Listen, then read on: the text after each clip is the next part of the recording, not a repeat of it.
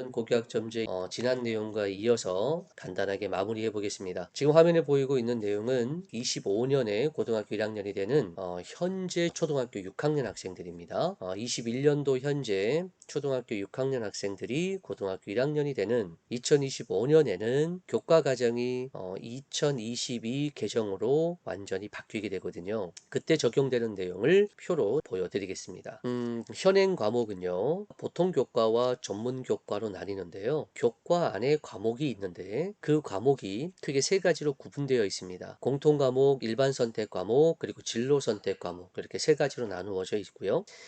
일반 선택과 진로 선택에 있어서 지금 2021년도에도 학생들에게 선택권이 주어져 있습니다. 하지만 학생들이 임의로 모든 과목을 다 선택할 수 있는 건 아니고요. 학교에서 기본적으로 세팅을 해주면 그 안에서 선택을 할 수 있는 구조로 진행이 되고 있습니다. 이게 이제 고교학점제가 완전히 전면 도입이 되면 학생들이 굉장히 자유로운 교과 선택이 되겠죠. 그런 걸 염두에 두고 계획하고 있는 것 같습니다. 개편 방안도 보겠습니다. 보통 교과와 전문 교과로 나누어져 있는 건 똑같고요. 그리고 보통 교과 안에 공통 과목과 선택 과목으로 이완화되어 있습니다. 현행은 세 개로 나누어져 있죠. 근데 이제 개편이 되면 보통 교과 안에 공통과 선택 두 개로 나누어지고요. 선택 과목 안에 세 가지가 있습니다. 일반 선택, 진로 선택 그대로 있고요. 새로 들어오는 게 융합 선택입니다. 이 융합 선택은 굉장히 아이디어를 잘 내신 것 같아요. 지금 현재 학생부 종합 전형을 준비하는 학생들도 교과 간 융합을 보여주기 위해서 사회교과에서 수학을 도구로 사회 문제를 해결한다든가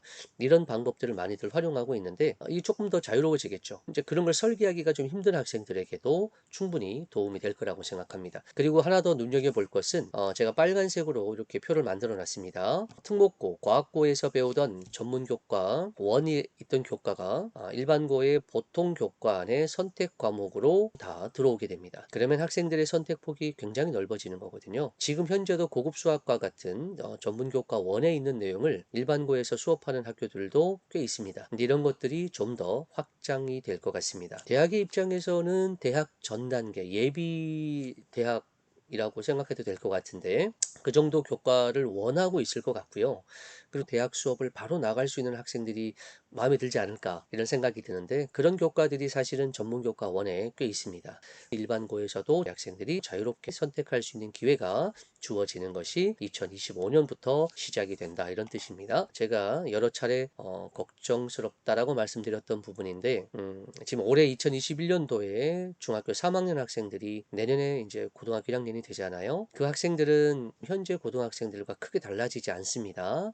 그런데 이제 2025년도에 고등학교 1학년이 되는 학생들 같으면 1학년 때 배우는 과목들은 공통 과목이라고 해서 9등급 제로 산출이 됩니다. 그리고 성취도도 함께 산출이 돼요.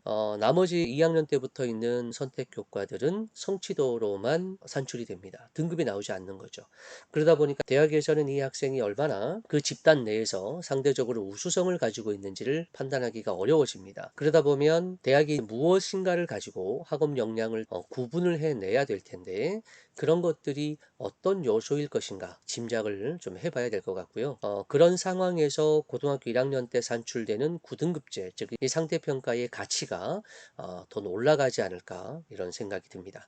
그런 것이 이제 실제 학생들에게 어떤 영향을 줄 건지 예측을 해본다면 중학교 때 별다른 진로에 대한 개념이 없다가 이제 고등학교에 올라와서 탐색도 해야 되고 진로 선택도 해야 되고 교과 선택도 해야 되고 그런 과정에서 학교에서 출제되는 시험은 변별력이 있어야 되니까 중학교 때처럼 평이하지 않습니다. 어떤 학교든 어려운 문제들이 늘 존재하거든요. 상대평가에서 등급을 갈라야 되기 때문에 어렵게 나올 수밖에 없고요. 어렵게 나와야 학생들에게 유리합니다. 그러다 보면 이제 학교 시험 성적도 생각만큼 나오지 않고 진로의 폭이 굉장히 좁아져 버리는 그런 악순환이 2학년 때 생기는 게 아니라 고등학교 1학년 때부터 맞닥뜨리게 되는 결과가 되지 않을까라는 부분이 제 개인적으로는 굉장히 우려스럽긴 합니다. 자, 조금씩 서둘러야 될 필요가 있는 부분이죠. 중학교 때 진로에 대한 고민이 충분히 이루어져야 된다고 한 번 더 강조를 합니다. 다음 페이지입니다. 기존의 학교에서 고등학교 1학년 때 일반적인 진로 활동, 내신 성적 중심의 2학년 그리고 3학년 때는 성적이 맞춰서